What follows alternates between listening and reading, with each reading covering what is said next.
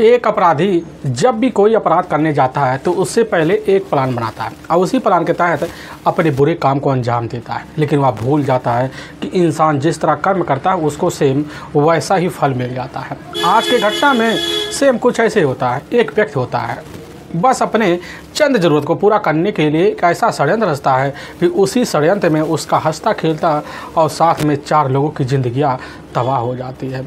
लेकिन जब पुलिस के सामने पूरी तरह सच्चाई आती है जिसे सुन के लोग हैरान और परेशान भी हो जाते हैं। आखिर क्या था इस घटना में, इस घटना में क्या हुआ, इस घटना की आप पूरी तह तक सच्चाई जानने के लिए इस वीडियो को आप लास्ट तक ज़रूर देखिएगा। नमस्कार दोस्तों, मैं प्रदीप कुमार आपको स्टडी बात चैनल पे मैं स्वागत करता हूं। दोस्तों आज की यह जो सच्ची घटना है, यह घटना सुनाने से पहले मैं आपसे छोटा सा रिक्वेस्ट करना चाहता हूं, क्योंकि आप अगर इस चैनल पर नए हो और पहली बार आए हो तो एक बार जाकर अपने इन्हीं प्यारे हाथों से सब्सक्राइब जरूर कर लीजिएगा, ताकि आपकी वजह से इंपॉर्टेंट होने के नाते यह वीडियो काफ़ी लोगों तक पहुँचाया जा सके। और साथ में अपना नाम और अपना स्थान एक बार कमेंट बॉक्स में डाल जरूर दीजिएगा, ताकि आपका नाम कल के वीडियो में हम ले सकें। दोस्तों आज की यह जो घटना है, यह घटना ठीक दक्षिणी पूर्वी दिल्ली की, और उसी में जैतपुर थाना पड़ता है और उसी का ही एक मदनपुर खादार पड़ता है। मैं बात कर रहा हूँ ठीक 10 दिसंबर और दोपहर का लगभग 3 बजे के आसपास का टाइम होता है। तो उसी वक्त जैतपुर पुलिस थाने में अब कंट्रोल रूम के द्वारा सूचना मिलता है कि जो ठीक मदनपुर खादार है वहीं से कुछ दूर पर श्री राम चौक पड़ता है, लेकिन उसी से लगभग 200 मीटर की दूरी पर यमुना खादार पड़ता है। वहीं जंगल है, उसी जंगल में एक व्यक्ति की अब डेड बॉडी मिली हुई। लेकिन जैसे इसकी सूचना अब इधर जैतपुर पुलिस थाने को लगता है कंट्रोल रूम के द्वारा, तो खबर पाने के बाद वहाँ के जो इंस्पेक्टर होते हैं उसी वक्त चौकन्ने हो जाते हैं। इसकी जो सूचना होता है बड़े अधिकारी तो देते हैं और अपने दल बल टीम को लेते हैं, और लेने के बाद चंद घंटे के अंदर जो होता है यमुना खादार के जंगल में पहुंचते हैं। तो देखते हैं कि वहां काफ़ी लोगों का भीड़ लग चुका होता है। उस भीड़ के अंदर दाखिल होते हैं कि देखते हैं एक व्यक्ति जो होता है वहीं औंधे मुँह पड़ा हुआ है। उसके गले और साथ में माथे पर पूरी तरह से खून जमे हुए होते हैं, चेहरा पूरी तरह से बिगड़ा हुआ होता है, कपड़े की अवस्था कुछ और बतला रहे होते हैं। पुलिस की जो टीम होती है इस हृदय विदारक घटना को देखकर पूरी तरह से हृदय विदित रह जाती है। पुलिस की जो टीम होती है घटना स्थल का तौर तरीके से निरीक्षण करती है, तो कुछ दूर पर एक ईंट पड़ा होता है जो पूरी तरह से खून से लथपथ होता है। पुलिस की टीम समझ जाती है कि बस करो, इसी ईंट की मदद से इस व्यक्ति की बेरहम तरीके से हत्या की गई है। आखिर यह व्यक्ति रहने वाला है कहाँ का? पुलिस की जो टीम होती है वहाँ जितने भी खड़े लोग होते हैं उनसे उस डेड बॉडी का शिनाख्त करवाती है, जिसकी उम्र लगभग 24 से 27 साल के बीच दिख रहा होता है। लेकिन कोई भी व्यक्ति जो होता है चेहरा बिगड़े होने के कारण पहचान नहीं कर पाता है। पुलिस की जो टीम होती है अब यह ना हो पाने की वजह से काफ़ी मुश्किल में पड़ जाती है। पुलिस के सामने चैलेंज भी आ जाता कि आखिर जब तक इस व्यक्ति का शिनाख्त नहीं हो पाएगा तो तब तक हम इस केस को आगे कैसे बढ़ा पाएंगे। उसी वक्त पुलिस की जो टीम के जो सिपाही होते हैं अब इधर उस व्यक्ति के जेब की तलाशी लेते हैं, तो उसी में एक पर्स निकलता है। तो उसी में कई सारे कार्ड भी होते हैं जिसमें फ्रिज और कूलर के नंबर लिखे होते हैं, और साथ में 6 फोटोग्राफ होते हैं जिसमें 2 पुरुष के होते हैं और 4 महिला के होते हैं। पुलिस की जो टीम होती है उन सबको अपने कब्जे में लेती है, लेकिन जब पर्स को बड़े ध्यान से देखती है तो उसमें एक बैंक का रसीद निकलता है, और रसीद में साफ साफ लिखा होता है कि बैंक जो होता है मदनपुर खादार में ही जमिया कॉर्पोरेटिव बैंक का है। पुलिस की जो टीम होती है और बैंक में जब देखती है नाम, तो पता चलता है कि उस पर्ची में साफ साफ लिखा होता है नूर मोहम्मद, और साथ में बगल में करदाता का नाम होता है शहनाज, जिससे लगभग 40,000 रुपये पेमेंट किए गए होते हैं। पुलिस की जो टीम होती है अब उसी वक्त जो कुछ है आइडेंटिटी कार्ड पर्स में मिले होते हैं, पुलिस की टीम उस नंबर को डायल करती है, लेकिन भी कोई नंबर जो होता है सही जानकारी नहीं दे पाता। पुलिस की जो टीम होती है घटनास्थल का तौर तरीके से निरीक्षण कर लेती है, करने के बाद बॉडी का पंचनामा भरती है और भरने के बाद उठाकर यम्स के सरकारी अस्पताल के मोर्चरी में अब भेजवा देती है। वहाँ से पुलिस की टीम थाने तो लौट आती है। आने के बाद इस केस की जाँच पड़ताल करने के लिए पुलिस की जो टीम होती है उसी वक्त एक टीम गठित करती है और गठित करने के बाद पुलिस की टीम सीधा का सीधा उसी जमिया कोऑपरेटिव बैंक पहुंच जाती है मदन खादार के। वहां जाती है और जाने के बाद वहां बैंक के अधिकारी से संपर्क किया जाता है और उसी रसीद को उनके सामने पेश किया जाता है। और जैसे बैंक अधिकारी रसीद को देखते हैं तो जांच पड़ताल करते हैं, पता चलता है कि वह रसीद का जो मेन मालिक है वह किसी शहनाज के नाम से रजिस्टर है। पुलिस की टीम उसी रसीद से जो होता है जांच पड़ताल के लिए अपनी टीम को वहां राय मशवरा लेती है। लेने के बाद उसी बैंक मैनेजर से जो होता है वहाँ शहनाज का मोबाइल नंबर कैसे न तैसे ले लिया जाता है। पुलिस की जो टीम होती है शहनाज के मोबाइल नंबर पर कॉल कर देती है और जब कॉल करती है तो पता चलता है कॉल रिसीव करने वाला बल्कि कोई औरत नहीं होता है बल्कि कोई पुरुष होता है। पुलिस की टीम जैसे उससे बात करती है तो अपना नाम जो होता है अब मोहम्मद इरफान बताता है। पुलिस की जो टीम होती है उसी वक्त कहने लग जाती है कि हमें जो होता है यमुना खादार के जंगल में एक व्यक्ति की डेड बॉडी मिला हुआ है और उसी की जेब में एक रसीद होता है बैंक वाला, उसी में इधर में नूर मोहम्मद और देर कहता शहनाज का नाम लिखा होता है। और इरफान जैसे नाम सुनता उसी समय कहने लग जाता है कि साहब शहनाज तो हमारी अपनी बेगम है। पुलिस की जो टीम होती है कहने लग जाती कि तुम इसी वक्त जो होता है अब जैतपुर पुलिस थाने चले आओ। लेकिन यह बात जैसे ही इरफान सोता करने लग जाता कि साहब इस समय हम ना कहीं बाहर गए हुए हैं, हमारा एक छोटा भाई है, हम उसको आपके पास भेज रहे हैं। यह बात जैसे ही वहाँ के इंस्पेक्टर सुनते करने लग जाते हैं कि ठीक है जल्दी करो क्योंकि रात होने वाला है। दूसरी तरफ चंद घंटों के अंदर जो होता है एक व्यक्ति जैतपुर थाने में पहुँचता है। पुलिस की टीम के सामने अपना सारा नाम पता बता देता है। पता चलता है इरफान का ही वह छोटा भाई। पुलिस की जो टीम होती है उसी वक्त अपने पास मिले हुए 6 फोटो को निकाल कर उस अनजान व्यक्ति के सामने रख देती है। लेकिन जैसे ही वह व्यक्ति देखने के बाद उसकी पहचान करने से इनकार कर जाता है। पुलिस की टीम जो होती है अपने मोबाइल में रखे हुए कुछ फ़ोटो उस अज्ञात डेड बॉडी का निकाल के दिखाती है, लेकिन वह भी तब भी पहचानने से इनकार कर जाता है। लेकिन चंद घंटे बीतते हैं, लगभग 1.25 घंटे, तो उसी वक्त जो होता है इरफान अब थाने पहुंचता है। लेकिन थाने पहुंचने के बाद जो होता है इरफान के सामने अब वही 6 के 6 फ़ोटो निकाल के दिखाए जाते हैं। लेकिन जैसे दिखाए जाते इरफान जो होता है पुरुष को फ़ोटो को देखता कहने लग जाता है कि साहब यह जो फ़ोटो है यह नूर मोहम्मद का है, लेकिन साहब इस महिला को तो हम नहीं जानते। उसी समय पुलिस की जो टीम होती है अपने मोबाइल में रखे हुए अज्ञात डेड बॉडी का फ़ोटो निकाल कर अब इधर इरफान को दिखाती है। लेकिन जैसे इरफान देखता है तो उसी वक्त अज्ञात डेड बॉडी का पहचान करने से इनकार कर जाता है। पुलिस की जो टीम होती है कहने लग जाती है कि एक बार हमें नूर मोहम्मद का अब मेन पता बता दो। इरफान जो होता है पुलिस के सामने कहने लग जाता है कि साहब नूर मोहम्मद जो होता है वह ठीक है नोएडा में ही कुलसेरा वहीं साहब रहने वाला होता है। और पुलिस की टीम जैसे खबर पाती उसी वक्त वहाँ इरफान से कुछ अहम पूछताछ करने के बाद उसको जो होता सीधे घर भेज दिया जाता है। तब तक तो रात हो जाता है। पुलिस की जो टीम होती है दूसरे दिन का इंतजार करती है। अब 11 दिसंबर का दिन आ जाता है। उसी वक्त पुलिस की टीम अपने सहयोगी को अपने साथ लेती है और लेने के बाद कुलसेरा पहुँच जाती है। वहाँ जैसे पहुँचती है नाम पता पुलिस के पास ही होता है। पुलिस की टीम घर जाती है तो वहाँ पता चलता है घर के सामने एक महिला खड़ी होती है। पुलिस की टीम उससे संपर्क करती है। पता चलता है उस महिला का नाम जो होता है अब नूर फातिमा होता है। पुलिस की टीम जैसे नाम पता पूछती है तो कहने लग जाती है कि एक व्यक्ति की हमें डेड बॉडी मिला हुआ है, वह भी यमुना खादार के जंगल में। पुलिस की टीम सामने जैसे ही यह बात सुनने के बाद नूर फातिमा चौंक जाती है। पुलिस की टीम निकाल कर उसको वही फ़ोटो दिखला देती है। लेकिन जैसे ही इधर फातिमा फ़ोटो को देखती है समझ जाती है या तो हमारा फ़ोटो है ही और साथ में दोनों फ़ोटो तो हमारे पति का है। पुलिस की टीम उसी वक्त अपने मोबाइल निकालने के बाद मोबाइल में रखा हुआ फ़ोटो को दिखाती है तो फातिमा जब देखती है देखने के बाद इनकार करने लग जाती है कि साहब या तो हमारे पति नहीं हैं, हमारे पति जो होते हैं कल शाम को अपनी कार लेकर घर से निकले हुए थे, लेकिन रात भर वापस नहीं आए। आज पूरा दिन बीत गया, आज भी वापस नहीं आए।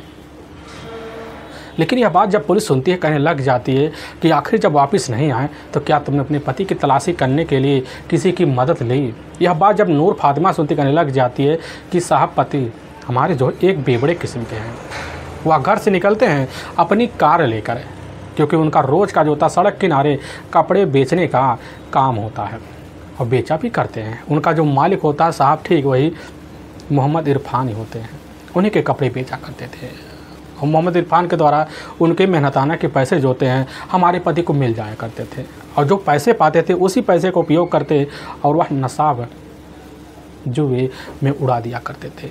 होता ठीक साहब हमें यही है कि हो सकता कहीं शराब के नशे में इधर उधर पड़े हों, क्योंकि 2-3 दिन उनका रोज़ाना का लापता होने का सिलसिला यही होता है।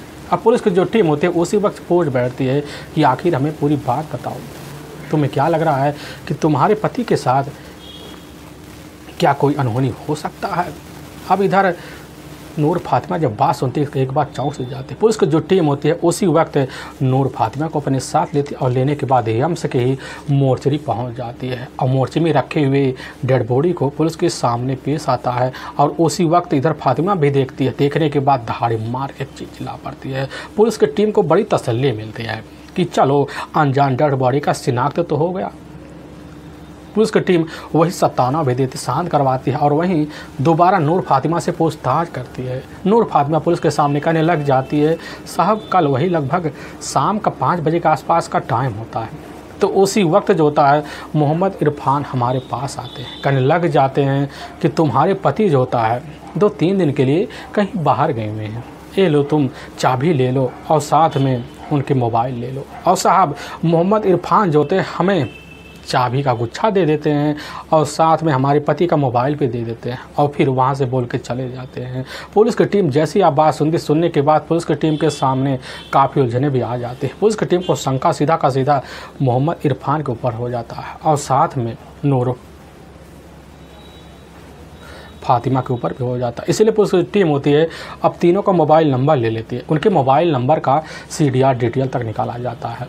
लेकिन जब CDR डिटेल निकाला जाता था पता चलता है कि नूर मोहम्मद और साथ में इधर इरफान का मोबाइल का जो लास्ट लोकेशन होता है 9 दिसंबर रात का लगभग 9:30 बजे के आसपास यमुना खातार के इर्द गिर्द दिखा रहा होता है और साथ में मोहम्मद इरफान के मोबाइल नंबर के सामने 2 अनजान नंबर और दिखा रहे होते हैं।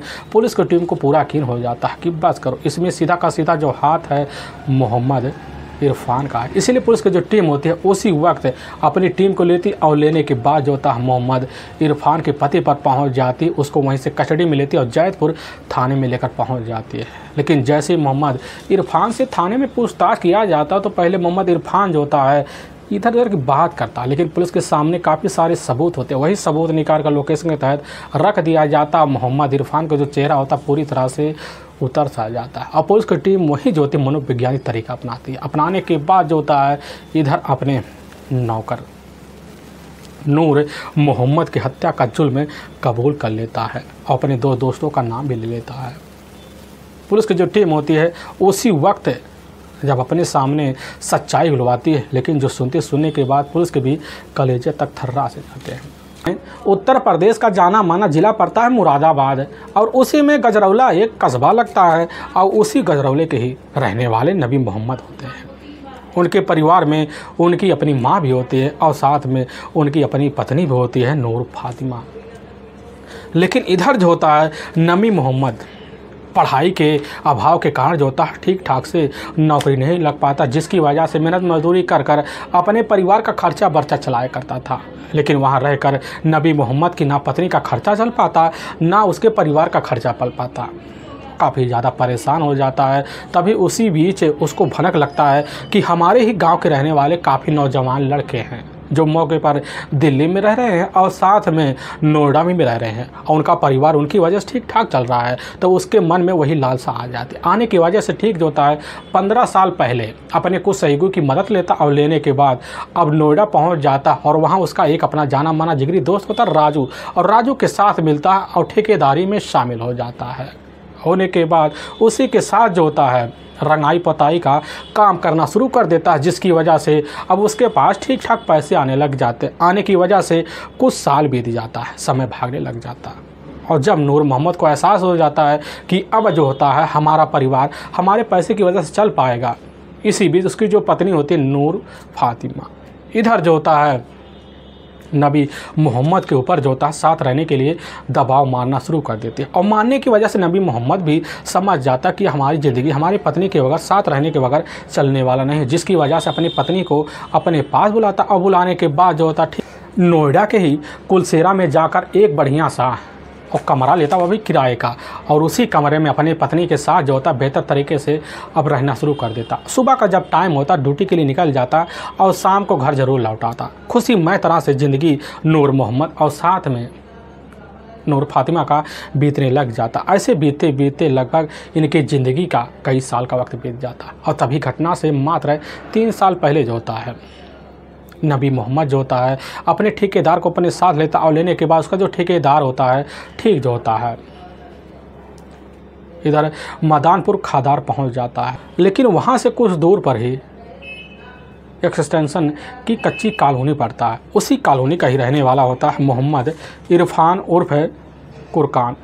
उसके परिवार में उसकी पत्नी होती है शहनाज, लेकिन उसके टोटल 4 बच्चे होते हैं। लेकिन मोहम्मद इरफान का एक अपना खुद का बिजनेस होता है, क्योंकि उसके पास एक कार होता है। उसी कार पे उसकी ज़िंदगी चलती है, क्योंकि उसी कार में काफ़ी सारे कपड़े जो होता है रखता, और रखने के बाद जो होता ले जाता है इधर उधर गली में रोड के साइड पर खड़ा कर देता, और वहीं से अपना जो होता है दुकान स्टार्ट कर देता। शाम तक मुनाफे हो जाते, उसी मुनाफे से उसका परिवार भी चल पाता था। और उसके घर में कूलर का ही मौके पर छोटा मोटा बिजनेस चल रहा होता है, और साथ में छोटे मोटे तौर पर प्रॉपर्टी डीलिंग का भी काम किया करता था, जिसकी वजह से उसके परिवार की हैसियत होती है काफ़ी ऊंची होती है। लेकिन इसी बीच जो होता है अब इधर नबी मोहम्मद जो होता है अपने ठेकेदार के साथ इरफान के घर की मौके पर पुताई करता है। लेकिन जैसे ही एक दिन का वक्त बीतता, उसी बीच जो होता है इरफान की नज़र अब जाकर इधर खुद नबी मोहम्मद के ऊपर पढ़ता है, और पढ़ने के बाद उसके बारे में जानकारी लेता था।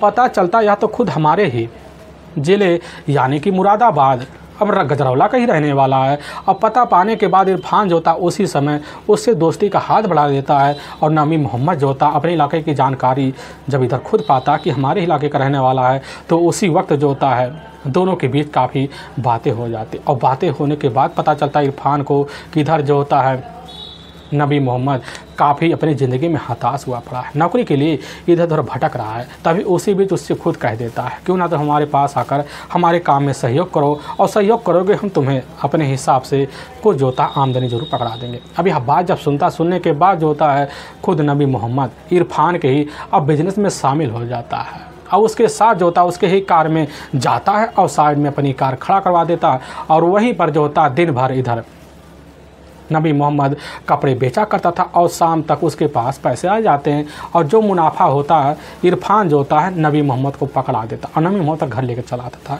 धीरे धीरे ऐसे ज़िंदगी चलने लग जाती है। इधर नबी मोहम्मद को भी अच्छा लगने लग जाता है, और धीरे धीरे नबी मोहम्मद के घर जो होता है इरफान का भी आना जाना बन जाता है। आने जाने की वजह से जो होता है इधर घर में बैठी हुई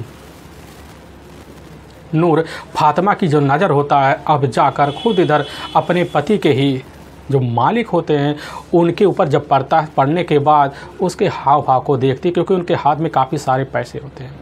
और जब भी घर में आते हैं इधर खुद इरफान आने के बाद जो होता है नबी मोहम्मद के हाथ में पैसे पकड़ने लगते, तो उनके हाथ में काफ़ी सारी गड्डियाँ होती। इसी गड्डिया को देखकर फातिमे का जो मन होता है विचलित हो जाता है। बस समझ जाती है कि मालिक एक रईस मिला हुआ है। और उसी वक्त फातिमा अपनी नज़र जो होता है इरफान के ऊपर डालना शुरू कर देते, लेकिन इरफान 4 बच्चे होने के बावजूद भी उसकी नज़र जाकर नूर फातिमा को पड़ जाता है। दोनों एक दूसरे से दोस्ती का हाथ तक बढ़ा लेते, और बढ़ाने के बाद जो होता है दोनों एक दूसरे के दुखी सुखों के बारे में जानकारी लेते हैं। और जब लेने लग जाते हैं तो इसी बीच जो होता है एक दिलासे के तौर पर इरफान जो होता है नूर फातिमा के हाथ में पैसे भी रख दिया करता था, जिसकी वजह से नूर फातिमा को एहसास हो जाता है कि आखिर लग रहा हमारी ज़िंदगी जो होता है अब सिर्फ इरफान की बदौलत चलने वाली है, जिसकी वजह से भाव और बढ़ जाते। एहसानो तरी बड़ी जल्दी जब जाती है, और दबने की वजह से इधर एक दिन दोपहर का जब वक्त होता है तो इरफान जो होता है नूर फातिमा के घर पहुंचता, लेकिन पता चलता है कि इधर नबी मोहम्मद मौके पर कहीं बाहर गए हुए हैं। घर के अंदर सिर्फ फातिमा होती है, लेकिन फातिमा इशारा मार देती। इशारा मारने के बाद जो होता है अब घर में ले जाकर मोहम्मद इरफान के साथ रिश्ते को अंजाम दे देती है। अब यह जो संबंध का जो सिलसिला होता है बेधड़क नबी मोहम्मद के गैर मौजूदगी में चलना शुरू हो जाता है। ऐसे चलते चलते लगभग इनकी ज़िंदगी का 1 साल का वक्त बीत जाता है। तभी एक दिन दोपहर का टाइम होता है, तो उसी वक्त जो होता है इधर जैसे नबी मोहम्मद अपने घर से निकलता है, निकलते ही उसी वक्त अपनी कार लेकर मोहम्मद इरफान पहुंच जाता है, घर के अंदर दाखिल हो जाता है और वहीं पर नूर फातिमा को पाता है और ले जाता है बेडरूम में, रिश्तों को अंजाम देना ही शुरू करता। तो उसी वक्त जो होता है नबी मोहम्मद पहुँचता है, बाहर देखता है कि मालिक के कार खड़ी हुई, बड़ा खुश हो जाता है क्योंकि मौके पर एक नशेड़ी बन जाता है। उसके रोज़ के नशा करने की आदत हो जाती है, पैसे की ज़रूरत होती है, सोचता है कि मालिक से आज हमें पैसे ज़्यादा मिलेंगे। घर के अंदर दाखिल होता है और दाखिल होने के बाद दरवाज़ा देखता है बेडरूम का खुला हुआ है, लेकिन जैसे पैर बढ़ाता तो पता चलता है उसकी जो पत्नी होती है उसके अपने मालिक इरफान के साथ एक ही रिश्ते में अब पड़ी हुई। इस नज़ारे को देख कर वहीं जो होता पूरी तरह से बेसुध अवस्था में नबी मोहम्मद खड़ा हो जाता है। लेकिन जैसे ही इरफान और साथ में फातिमा की नज़र नबी को पहुंचने के बाद दोनों सनस रह जाते हैं। लेकिन उसी वक्त कैसे ना तैसे कर इरफान वहां से तो फरार हो जाता है, लेकिन वहीं पर फातिमा सोचने लग जाते कि आज तो हमारे सामने खुद हमारे पति खड़े हैं, आज तो उनके लिए हमारा सामना करना काफ़ी मुश्किल लग रहा है। यही सब सोच साच कर वहाँ परेशान हो जाते हैं। लेकिन जैसे चंद मिनट बीतते हैं, बीतने के बाद जो होता है इधर फातिमा खड़ी होती है और वहीं पर नबी मोहम्मद कहने लग जाता है कि तुम दोनों जो कर रहे हो हमें इससे कोई एतराज़ नहीं है। यह बात जब सुनने के बाद फातिमा चौक से जाती करने लग जाती, तो आखिर वह कह देता कि हमें सिर्फ पैसे चाहिए, इसके अलावा हमें कुछ नहीं चाहिए। यह बात जैसे ही सुनने के बाद फातिमा बड़ी खुश अपनी फ़ोन निकालती अपने पति के सामने और वहीं से तुरंत ही फ़ोन कर देती है अपने पति के मालिक इरफान के पास और सारी जानकारी देती है। और खबर पाने के बाद फातिमा तो खुश होती है और साथ में इरफान भी खुश हो जाता है। और दूसरे दिन जो होता है बेधड़क अपना कार लेकर पहुंचते ही सामने इधर नबी मोहम्मद को पाता, उसके हाथ में नोटों की गड्डियाँ पकड़ा घर के अंदर जाता, फिर रिश्तों को अंजाम देता है। अब यह सिलसिला बेधड़क चलने लग जाता है। इधर जो होता है नशे के से पूरी तरह से आदी पड़ जाता है। पढ़ने की वजह से नबी मोहम्मद अपनी शौक़ को पूरा करने के लिए कोई कसर भी नहीं छोड़ता। लेकिन यह सिलसिला जो होता है फातिमा और साथ में इरफान वे खौफ उठाया करते थे। ऐसे चलते चलते कई सालों का वक्त बीत जाता है। लेकिन इसकी जो भनक होता है इरफान की जो अपनी बेगम होती है शहनाज को कतई भनक तक नहीं लगता है, क्योंकि शहनाज के अपने 4 बच्चे भी होते हैं। लेकिन इसी बीच जब ज़िंदगी चलने लग जाती है, चलने के बाद जो होता फातिमा और साथ में इरफान दोनों मिलकर शादी का फैसला है। लेकिन इसकी जानकारी मोहम्मद नबी को लगता है और जब लगता है तो तुरंत ही राज़ी हो जाता और दोनों का निकाह तौर तरीके से करवा देता है। लेकिन इधर फातिमा अपने ससुराल नहीं जाती बल्कि अपने ही पति के साथ रहती है। और इधर दूसरे तीसरे दिन जो होता है इरफान का वहाँ आना जाना हो जाता है, रिश्ते की तरह ज़िंदगी चलने लग जाती है। और जब चलने लग जाती है इधर कुछ दिन बाद जो होता है जब घर पहुँचता है मोहम्मद नबी, पहुँचने के बाद शराब के नशे की वजह से इधर इरफान का नाम लेकर अपनी पत्नी का पिटाई भी करता।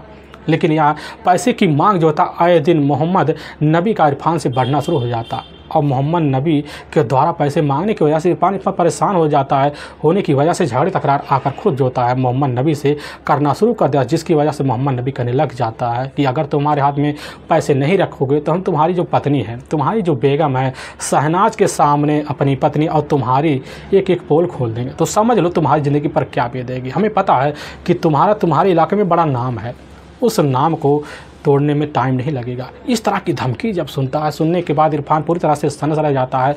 वह बार बार धमकी से तो परेशान होता है और धमकी को शांत करने के लिए पैसे जाकर कैसे न तैसे हाथ में रख दिया। लेकिन उसी वक्त जो होता है इतना हताश हो जाता, सोचता है कैसे सुलझाया जाए। तो अपना जो कार होता पुराना इधर जो होता है मोहम्मद नबी को गिफ्ट कर देता है और नबी मोहम्मद कार को पाता है। पाने के बाद जो होता है अब सड़क के किनारे जाकर वह भी कपड़ा लगाना शुरू कर देता है। लेकिन जो कपड़ा होता है इरफान दिया करता था और मुनाफे के तौर पर इरफान जो होता है नबी मोहम्मद को पैसे दे दिया करता था। लेकिन तब भी जो होता है मौका पाता वह छोड़ता नहीं धमकाने का। यह सिलसिला जब चलने लग जाता, चलने की वजह से जो होता है इरफान परेशान हो जाता है कि आखिर अब जो होता है हमें कोई ना कोई रास्ता निकालना पड़ेगा, या तो हम तो जो होता है नबी मोहम्मद के घर आना जाना छोड़ दें, या तो नबी मोहम्मद को रास्ते से ठिकाने लगाने का कोई प्लान निकाले। तो इसी बीच जो होता है वह फैसला बदलने के बाद सोच लेता है अब नबी मोहम्मद को ठिकाने लगाना पड़ेगा। तभी उसी बीच मोहम्मद इरफान के अपने ही 2 नौकर होते हैं। एक राजेश होता है जो ठीक उत्तर प्रदेश का ही जाना माना जिला पड़ता है कासगंज, वहाँ का रहने वाला होता है। और दूसरा जो होता है ठीक इधर सूरज, वह उत्तर प्रदेश जौनपुर का रहने वाला होता है, जो उसी समय कूलर का काम किया करते थे उसी के घर में। उनके साथ मिलता, उनको कुछ पैसे की लालच देता, तभी जो होता है इधर सूरज, हाशमी और साथ में राकेश दोनों उसके प्लान में शामिल हो जाते हैं। और प्लान को कामयाब करने के लिए जो होता है अपना बेहतर तरीका इधर खुद मोहम्मद इरफान आजमाना शुरू कर देता है। और तभी 9 दिसंबर साल 2000 सीधा का सीधा 13 का वक्त होता है, शाम का टाइम होता है। तो उसी वक्त इरफान जो होता है मोहम्मद नबी के पास फ़ोन कर देता है और नबी मोहम्मद फ़ोन को रिसीव तो करता है और उसी वक्त इरफान कह देता है तुम इसी वक्त जो होता है मदानपुर खादार चले आओ, तुमसे वहीं मुलाकात करना है क्योंकि तुम्हें कुछ पैसे और देना है। अब यह बात जैसे ही नबी मोहम्मद सुनता उसी वक्त अपने सारे काम धाम छोड़ देता है और रात के 9:30 बजे के आसपास जो होता है नशे में पूरी तरह से टल होकर अपनी कार लेकर अपने घर से निकल जाता और चंद मिनट के अंदर जो होता है अब मदानपुर खादार पहुंच जाता है। लेकिन इससे पहले जो होता है इधर खुद मोहम्मद इरफान अपने दोस्तों यानी कि सूरज और साथ में राकेश को लेकर पहले से ही वहीं पहुंचा होता है। लेकिन रास्ते में आते हुए जैसी कार को देखने के बाद जो होता पहचान लेता कि इस कार में नबी मोहम्मद ही होगा और नबी मोहम्मद के कार के पास जो अपना कार लेकर पहुंच जाता है, उससे 4 बात करता है और बात करने के बाद जो होता है अब जैतपुर कस्बे से होते हुए निकल जाता है। और निकलने के बाद जो होता है वहाँ से निकल कर चंद मिनट की दूरी तय कर इधर जो होता सीधा का सीधा श्री राम चौक क्रॉस कर जा और वहाँ से 200 मीटर की दूरी पर यमुना खादार पहुंच जाते हैं। लेकिन सुनसान रास्ता देखते क्योंकि रात का 10 बजे के आसपास का टाइम हो जाता है। तो उसी वक्त तीनों जो होते हैं कार में से निकलते हैं और थोड़ी देर बाद जो होता है इधर खुद नबी मोहम्मद में निकल जाता है। अब एकाएक तीनों टूट पड़ते हैं और वहीं उसी के ऊपर तेजधार हथियार से प्रहार करना शुरू कर देते हैं। पास रखा हुआ ईंट होता उसका उपयोग करते हैं। थोड़ी देर बाद हमेशा के लिए मौत की नींद में नबी मोहम्मद सो जाता है। और उसकी जेब की जब तलाशी लेते हैं तो पर्स जो होता है उसके जेब में रह जाता है। लेकिन मोबाइल और चाबी का गुच्छा जो होता है मोहम्मद इरफान ले लेता है और लेने के बाद वहाँ से अपने घर चले आते हैं। लेकिन जैसे ही दूसरे दिन का वक्त होता है, दूसरे दिन का होने के नाते उसी वक्त जो होता है मोहम्मद इरफान अब इधर नबी मोहम्मद के घर पहुँचता, उसकी पत्नी उसके बेगम नूर फातिमा से मिलता करने लग जाता कि तुम्हारे जो शौहर हैं वह बड़ी लंबी टूर पर निकल गए हैं, 2 से 3 दिन बाद वापस आ जाएंगे, तब तक तुम चाबी रखो और यह जो होता है उनका मोबाइल रखो। यह बात कहकर वहाँ से मोहम्मद इरफान निकल जाता, सोच लेता हमारी ज़िंदगी बड़े खूबसूरत तरीके से और बीतेगी और साथ में फातिमा से मिलने के लिए पूरी आज़ादी मिल जाएगी। लेकिन दूसरी तरफ पुलिस की जो टीम होती है 11 दिसंबर साल 2013 को ही इधर मोहम्मद इरफान के घर दबाव मार देती है। पुलिस कदमगढ़ चले, पुलिस की जो टीम होती है जब थाने लाती है, पुलिस के सामने जब सच्चाई से सुनने के बाद पुलिस की जो टीम होती है होश हवास खो बैठती है। लेकिन वाकई में दोस्तों पुलिस के सामने मोहम्मद इरफान के तहरीर पर जो सच्चाई आती है उसी के बिना पुलिस की जो टीम होती है राकेश और सूरज को अपने कस्बे में लेकर थाने पहुंच जाती है और वहां के दंड अधिकारी के सामने पेश किया के आता है और तीनों के ऊपर काफ़ी गंभीर धारा में मुकदमा दर्ज कर दिया जाता है। ले जाकर हमेशा के लिए जेल के सलाखों के पीछे डाल दिया जाता है। दोस्तों हमें इस घटना का सुनाने का जो उद्देश्य है किसी के दिल को ठेस पहुंचाना नहीं है, बल्कि आपको यह बताना है कि आप जहां भी रहें आप सावधान और सतर्क जरूर रहें। दोस्तों हमारे कुछ ऐसे व्यूअर हैं जो हमारे वीडियो को लगातार वॉच करते हैं। सबसे पहले हम उनका तहे दिल से शुक्रगुजार रहेंगे और जिसमें दीपक कुमार ठाकुर जो उत्तर प्रदेश आजमगढ़ के रहने वाले हैं और ठीक राजेश कुमार यादव जो मध्य प्रदेश के ठीक इलाके के रहने वाले हैं और इधर राजकुमार सिंह जो महाराष्ट्र के रहने वाले हैं और इधर राजू सिंह जो ठीक इधर उत्तर प्रदेश जौनपुर के रहने वाले हैं। दोस्तों हमारे काफ़ी व्यूअर ऐसे हमारे वीडियो को लगातार वॉच करते हैं, अगली बार उनका नाम जरूर लेंगे और फिर मिलेंगे एक नए वीडियो के साथ एक नए अध्याय के साथ। तब तक के लिए जय हिंद और जय भारत।